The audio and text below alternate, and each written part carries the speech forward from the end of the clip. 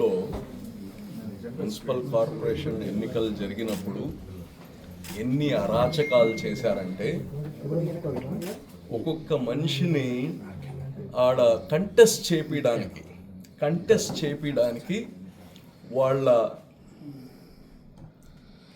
అల్లుడు ఉంటే అల్లుడు ఉద్యోగం పీకిస్తామని, వాళ్ళకి ఏదైనా వ్యాపారాలు ఉంటే వ్యాపారాలు ఇబ్బంది పెడతానని చెప్పి ఇబ్బంది పెట్టి వాళ్ళ చేత అసలు నామినేషన్ వేయించడానికి ఇబ్బంది పెట్టారు వైఎస్ఆర్సీపీ వాళ్ళు. ఈరోజు ఒకటి ప్రతీకార చర్యలు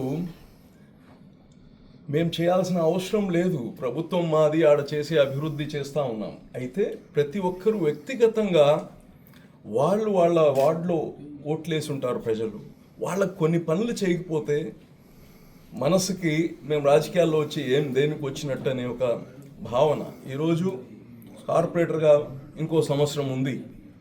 సో ఏదో ఒక పని చేయాలంటే గవర్నమెంట్తో అలైన్ అయి చేయాలి.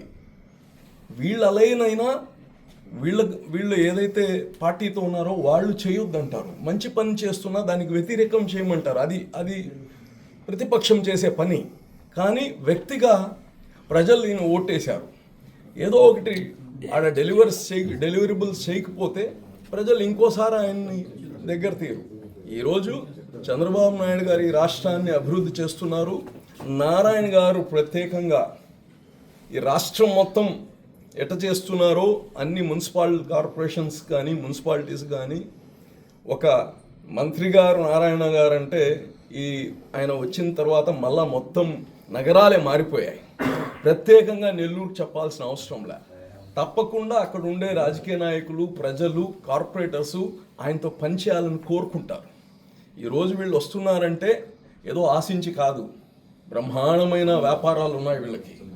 ఒక 100 మంది పనులు చేస్తున్నారు వాళ్ళ దగ్గర. దే హ్యావ్ జ్యువెలరీస్లో ఉన్నారు, they are into beedi industry, వేలాది మంది పని చేస్తున్నారు. వచ్చిన దానికి వీళ్ళేదో ఇక్కడ వచ్చి ఎమ్మెల్యేలు అయిపోవాలి, మంత్రులు అయిపోవాలనే కోరికతో రాలే. వచ్చిన దానికి ఆ ప్రజలకి సేవ చేయాలనే ఆలోచనతో వచ్చారు. ఈరోజు ప్రత్యేకంగా మళ్ళా చెప్తున్నా, మంత్రి నారాయణ గారు అక్కడ ఉన్నారు కాబట్టి వస్తున్నారు వీళ్ళు, ఇంకోరు ఉంటే రారు. మంత్రి నారాయణ గారు ఉన్నారు కాబట్టి, నెల్లూరులో అభివృద్ధి చేస్తున్నాను కాబట్టి వస్తున్నారు.